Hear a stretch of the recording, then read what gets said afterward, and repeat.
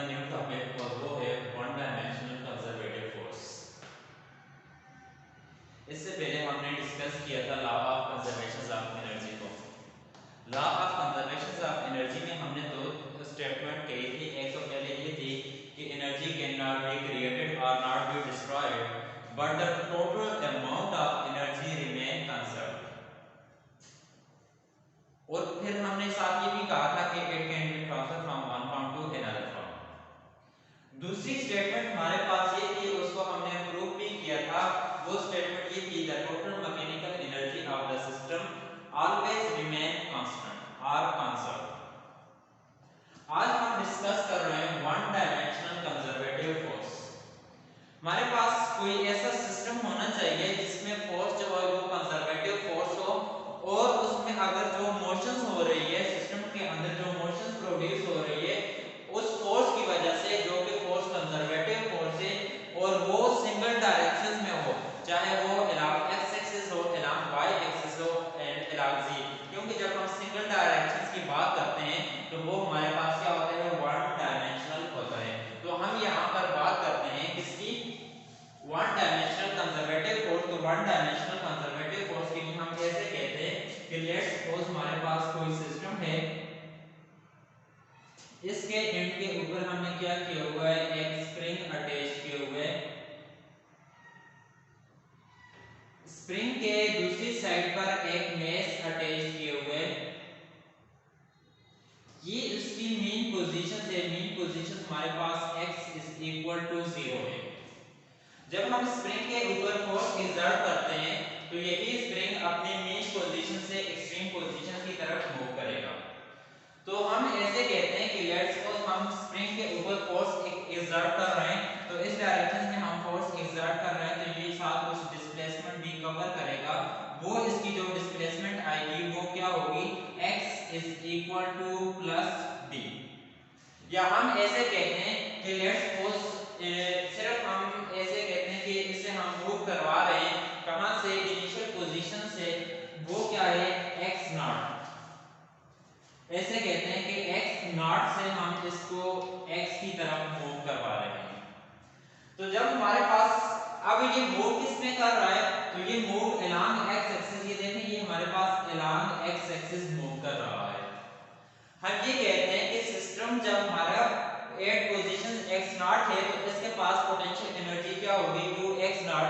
और जब ये सिस्टम हमारा एट पोजीशन x पहुंच जाएगा तो इस सिस्टम की एनर्जी क्या होगी, u x। इस सिस्टम की एनर्जी बन जाएगी। किस वजह से ये मूव कर रहा है, इसके ऊपर हम एक फोर्स लगाते हैं और वो फोर्स है Fx। अब यहाँ पर जो फोर्स प्रोड्यूस हो रही है वो स्प्रिंग फोर्स, तो वो कौन सी है, कंजर्वेटिव फोर्स। हम ऐसे कहते हैं कि सिस्टम हमारा इनिशियल पोजीशन से x not to final position x तक मूव कर लेता है, तो फिर हमारे पास ये इक्वेशन क्या बनेगी, the total potential energy of the system del u is equal to minus work के इक्वल होगा। कि ये क्या बन जाएगी, ये total energy of the system. हम ऐसे करते हैं कि हमें वर्क का फार्मूला पता है, ये टोटल वर्क, तो ऐसे बन जाएगा del u is equal to minus work की हम वैल्यू लिखेंगे, टोटल वर्क हम लिखते हैं। लेट्स सपोज हमारे पास वर्क dw है, dw is equal to f into dx है, तो यहां पर इंटीग्रल लेंगे तो टोटल वर्क क्या आ जाएगा, work is equal to f into dx। ये हमारे पास टोटल वर्क बन जाएगा। अब ये जो टोटल वर्क आया है तो इस टोटल वर्क को हम यहां पर पुट करेंगे। Work is equal to initial positions कहां पर है, ये इसकी इनिशियल पोजीशन आ रही है x not to final position x तक हम इसे लेकर जा रहे हैं और साथ वर्क हमारे पास क्या आ रहा है, f dx और साथ नेगेटिव साइन भी आ रहा है। इसको आप लोग नाम दें इक्वेशंस बनकर। अब इसके बाद हम ये बात करते हैं the potential energy is functions of positions. क्योंकि शुरू में हमने जब देखा था तो मैंने यहाँ पर ऐसे कहा था कि x नॉट, तो इसकी पोटेंशियल एनर्जी क्या होगी, u x नॉट। और जब ये पोजीशन x के ऊपर है तो इसकी पोटेंशियल एनर्जी u x। तो इसका मतलब कि potential energy is dependent on positions, dependent on positions. तो हम ऐसे कहते हैं कि as potential energy is functions of positions. तो पोजीशंस के ये फंक्शंस है, तो total change in potential energy क्या होगी, तो टोटल यू हमारे पास बन जाएगी। तो डेल यू हमारे पास क्या बनेगी, फाइनल ये है हमारे पास और इनिशियल ये था, तो हम ऐसे लिखेंगे the total change in potential energy u x not minus u x. ये हमारे पास क्या आ जाएगी, the total change in potential energy of the system is equal to, ये वाली वैल्यू डेल यू की वैल्यू यहां पर पुट कर लें इक्वेशन 1 में। Equation 1 implies that ux naught minus ux is equal to minus x naught to x f into dx। इसको equation 2 का नाम दे दें। अगर हम ये कहते हैं कि जब हमारा सिस्टम पोजीशन x नॉट के ऊपर है तो इस सिस्टम की उस टाइम वेलोसिटी v नॉट होगी, और जब ये x के ऊपर पहुंच जाएगा तो इसकी वेलोसिटी क्या होगी, v से हम रिप्रेजेंट करेंगे। वो बाद में हम डिस्कस करेंगे कि पोजीशन x नॉट के ऊपर v नॉट 0 होगी या नहीं। जस्ट हम इतना कहते हैं कि पोजीशन x नॉट के ऊपर सिस्टम की वेलोसिटी क्या होगी, v नॉट होगी। Then from work energy theorem हमारे पास क्या था, वर्क एनर्जी थ्योरम ये था बाय वर्क एनर्जी थ्योरम, ये आप लोग लिखेंगे by work energy theorem is equal to del K, work is equal to del K. अब आप लोग लिखेंगे डेल क्या है, चेंज इन काइनेटिक एनर्जी। तो चेंज इन काइनेटिक एनर्जी क्या होगा, इस पॉइंट पर जो काइनेटिक एनर्जी तो हाफ mv स्क्वायर, और इस पॉइंट के ऊपर जो काइनेटिक एनर्जी तो हाफ mv नॉट स्क्वायर, इन दोनों का हम क्या लेंगे, डिफरेंस लेंगे। तो ये हमारे पास बन जाएगा work is equal to change in kinetic energy half mv square minus half mv not square. अब ऐसे लिखें कि ये हमारे पास क्या है, w की वैल्यू हमने लिखी, तो w सबसे पहले देखें टोटल वर्क किसके इक्वल है, तो इसको अगर हम देखें तो इसके साथ माइनस लगा सकते हैं। तो minus u is equal to half mv square minus half mv not square. आप लोग ऐसे इसको लिख सकते हैं कि हाफ mv स्क्वायर, इसको इस साइड लेकर आएंगे तो ये प्लस बन जाएगा, तो प्लस जब बन जाएगा del u plus half mv square minus half mv not square is equal to 0। Del u क्या है, del u change in potential energy है। डेल यू क्या है, चेंज इन पोटेंशियल एनर्जी है। तो चेंज इन पोटेंशियल एनर्जी की value put कर लें तो ux नॉट या ux minus ux not is plus half mv square minus half mv not square.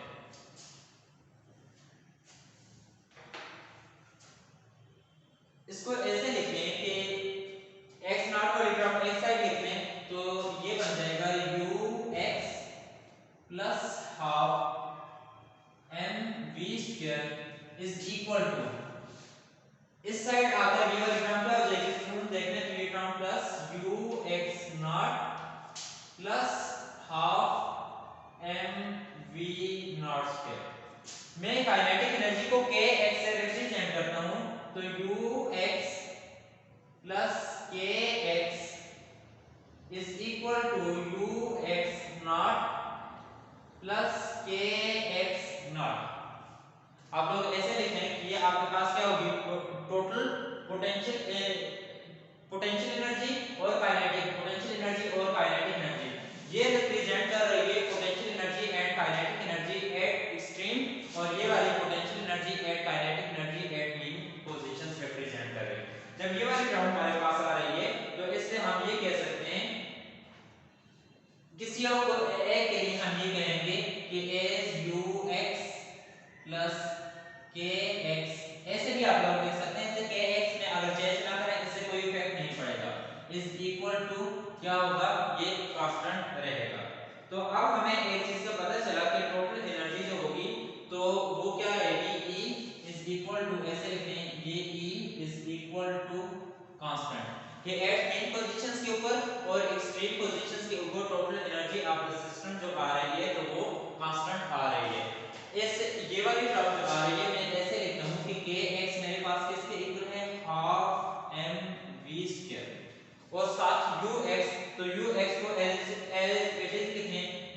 आ जाएगा ux is equal to e के equal, taking derivative on both side d over किसके, तो यहां पर हम डेरिवेटिव लेंगे with respect to x, d हाफ mv स्क्वायर plus u of x is equal to de over dx। यहां पर हमने क्या कर लिया है, डेरिवेटिव लिया है।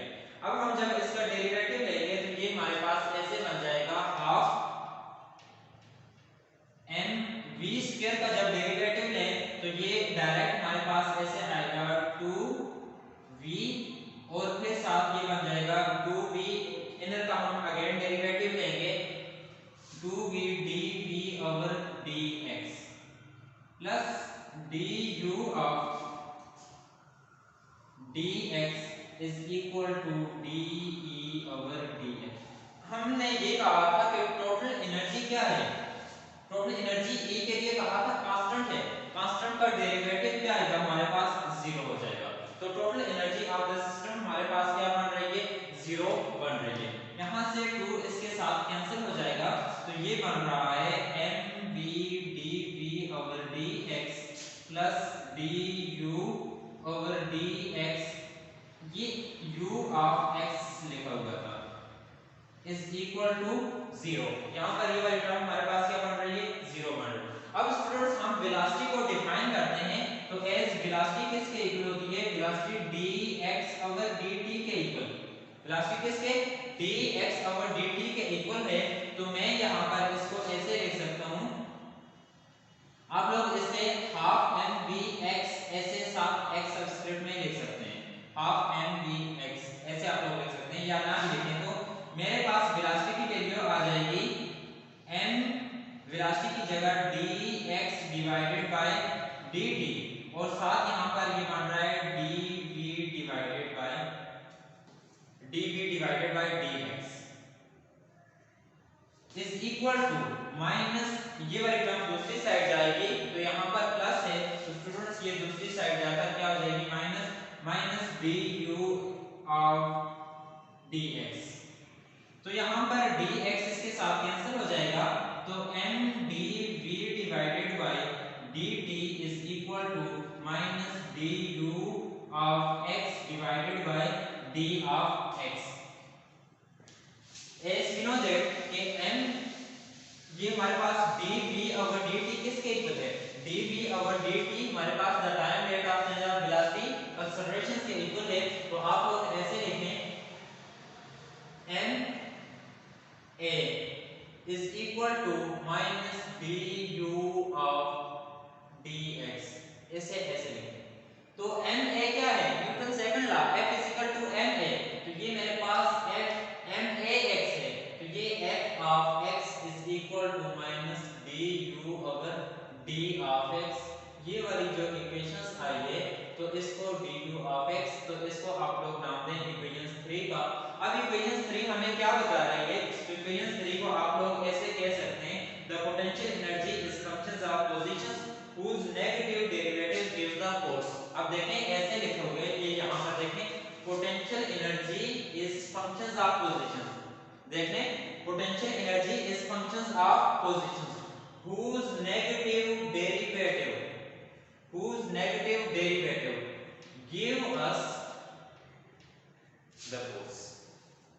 अगेन ये इक्वेशंस क्या बता रही है, ये इक्वेशंस हमें ये बता रही है potential energy is functions of positions whose negative derivative give us the force। और ये वाली फोर्स कौन सी होगी, ये फोर्स हमारे पास कंजर्वेटिव फोर्स होगी।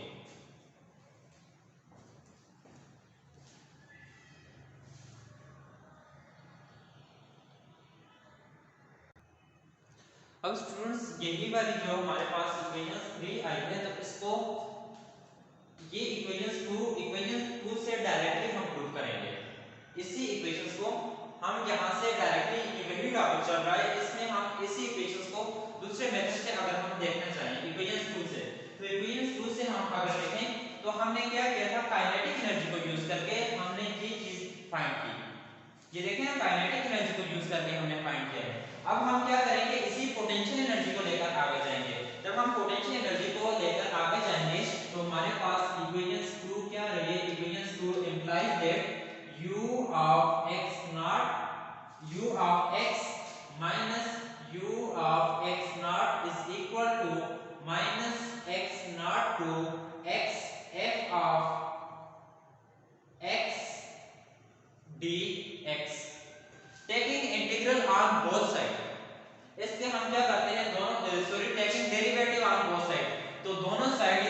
इक्वेशंस के हम यहाँ पर डेरिवेटिव अप्लाई करते हैं।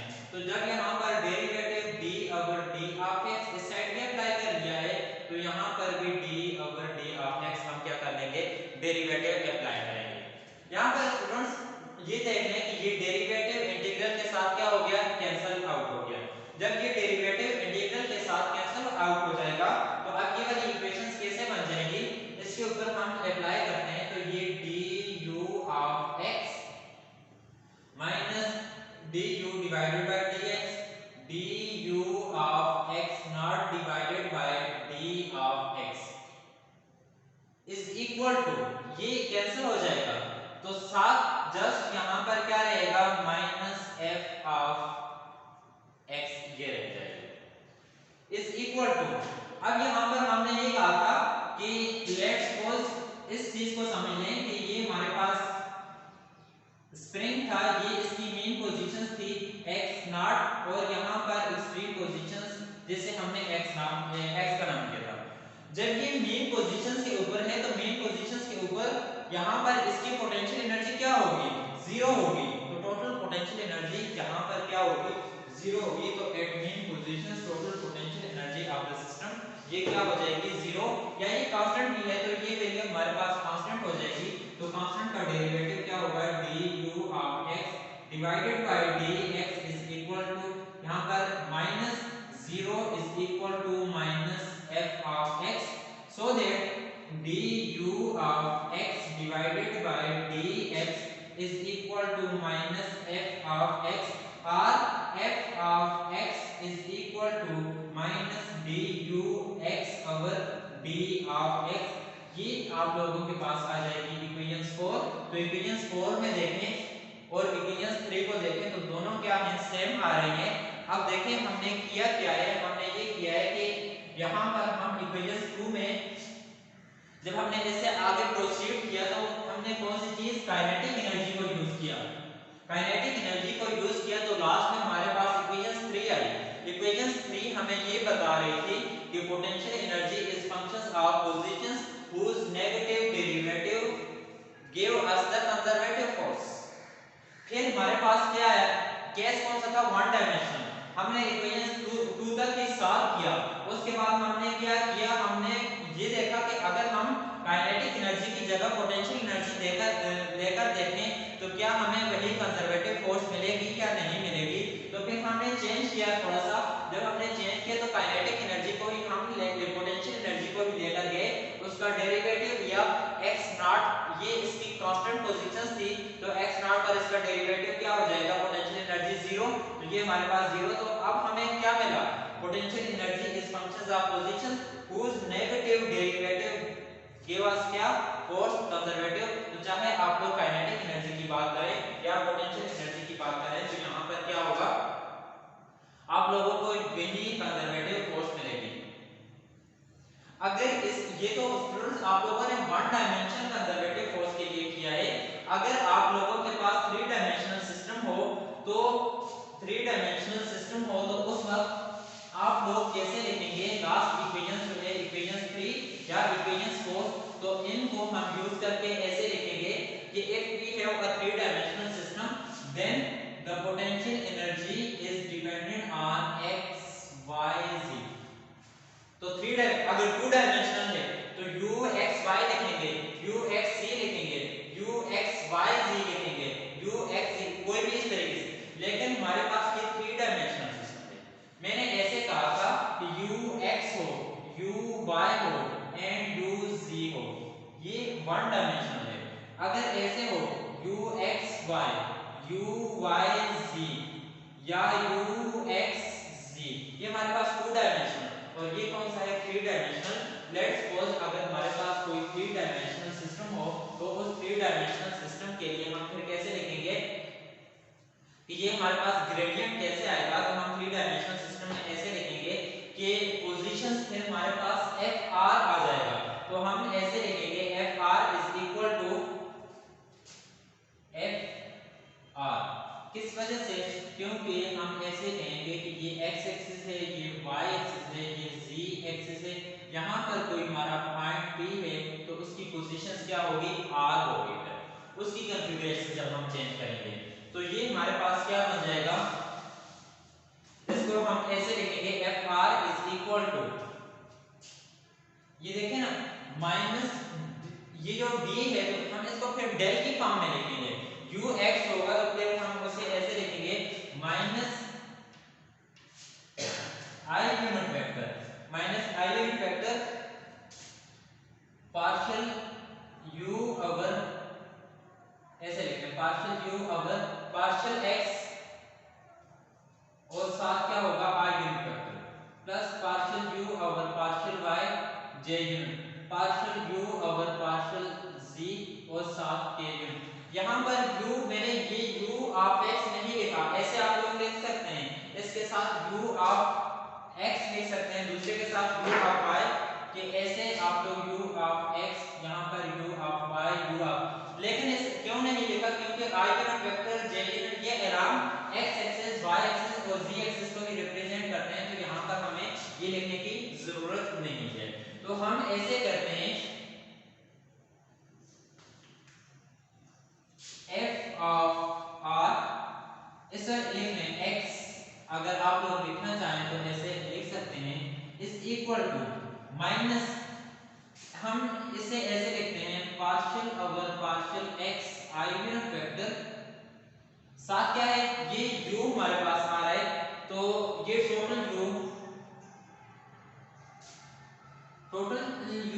तो इसमें से हम u कॉमन लेंगे, partial over partial y j plus partial over partial z, तो साथ क्या आएगा कि यूनिट वेक्टर u आप लोगों ने क्या कर लिया है कॉमन ले लिया है, तो ये क्या बन जाएगा, ये हमारे पास किसके इक्वल होता है, स्टूडेंट्स फर्स्ट चैप्टर में हमने पढ़ा था, यहाँ से ये स्टार्ट किया था, ये डेल के इक्वल, तो ये हमारे पास f of r is equal to minus del और साथ क्या होगा u, तो जब हम इस डेल को किसी u के ऊपर स्केलर फील्ड्स के ऊपर अप्लाई करते थे तो हमें क्या मिलता था, ग्रेडियंट मिलता था, तो आप लोग ऐसे लिख सकते हैं f of r is equal to minus gradient of u, ये चीज आप लोगों को प्रूव करनी है।